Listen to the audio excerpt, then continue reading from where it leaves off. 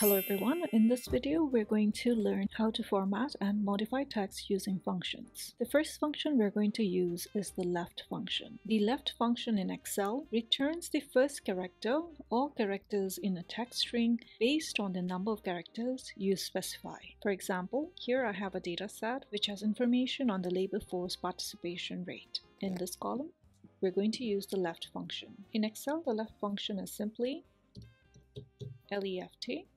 And when you see it, you can click on it. The first argument is asking for text. Here we're going to select cell A1, comma. The second argument is asking for the number of characters. This is the number of characters you want Excel to display. Starting from the left, we're going to type 5. Close bracket, press enter.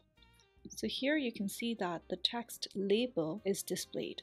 This is taken from the text that you see in cell A1. This is the first 5 characters starting from the left side. The second function that we're going to use is the mid function. The mid function in Excel returns a specific number of characters from a text string starting at the position you specify based on the number of characters you specify. Thus, it returns a specific number of characters from a text string starting at the position we specify. So in Excel, we're going to start typing MID. When you see the function, you can click on it. The first requirement is the text data. So we're going to select cell A2, comma. The next requirement here is the starting number. This is the position from the left of the first character that we want to extract. So we want to extract the second word, force. Force starts at the 7th position. So labor is 5 words, there's a space in between, and then force starts. So the alphabet F starts at the 7th position, comma. Now we need to specify the number of characters that we want to extract. Since force has 5 words, we're going to type 5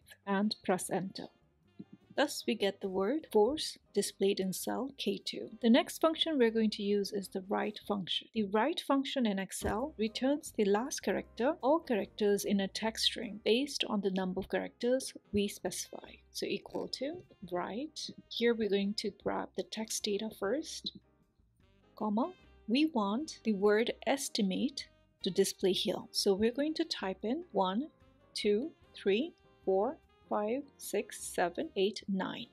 Hence, we get the word estimate. Next, we're going to modify this text further. Here, we're going to use the upper function. The upper function in Excel converts text to uppercase. So the function in Excel is upper. When you see it, you can click on it. In the bracket, we need to put the text. So we're going to select the text, close bracket, press enter. We can also use another function called lower. This function converts text to lowercase. So depending on whichever style you want, you can choose. If you prefer the first word to be capital and the rest to be lowercase, then you can use the function proper. Here, we're going to select label, close bracket. We're also going to do the same to the second text. We're also going to do the same to the third text. However, as you can see here, there's a bracket at the end. We're going to extract the word estimate without the bracket. So for that, we're going to use the left function and we're going to select estimate. And here we're going to type the number of characters, which is 8. So this extracts the word estimate without the bracket in the end. Now we can modify it using the proper function. So this is how we want the final text to be displayed. Now we're going to use the text join function in Excel to join these 3 words.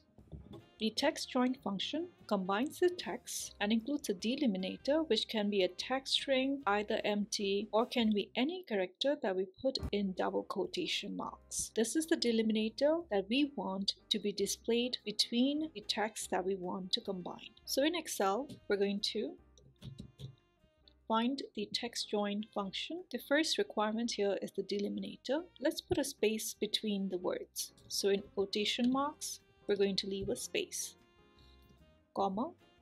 What if one of the cells is empty? If one of the cells is empty, we want Excel to ignore the empty cells, comma.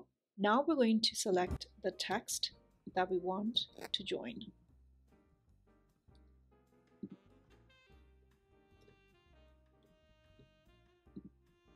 and this is the end result. Now, in place of space, if we put a comma, we can do that by using quotation marks, and you will see that it will be used to join the text. You can also use a plus sign.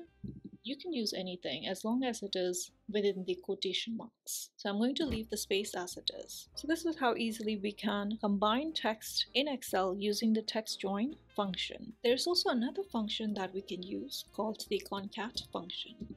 So let's take a look. In the concat function, you only need the text that you want to combine. So this function combines the text, but it does not provide a delimiter, nor does it ignore empty arguments, as we saw when we used the text join function. So for example, using the concat function,